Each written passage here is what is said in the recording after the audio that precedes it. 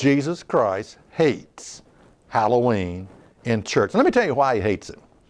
Because it's taking God's name in vain. Okay? Exodus 20 and verse 7. You shall not take the name of the Lord thy God in vain, for the Lord will not hold him guiltless that takes his name in vain. The Lord will not hold him guiltless that takes his name in vain. Now here's what you got to understand. There's more to this verse than just using a curse word connected to God's name.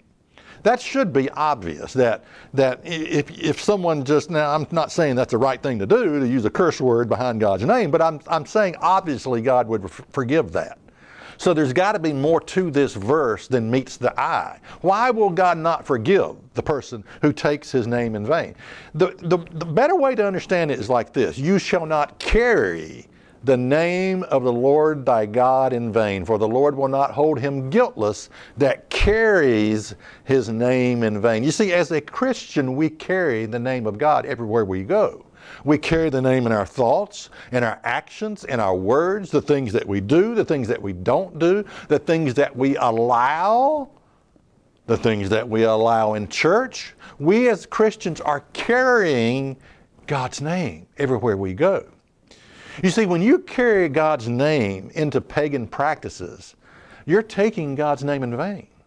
When we carry pagan practices and bring them into the temple of God and say, God, I know you accept this. I know this, I've sort of had my doubts about it, but we're carrying this pagan practice like Halloween and we're placing it on the altar, on the temple of God.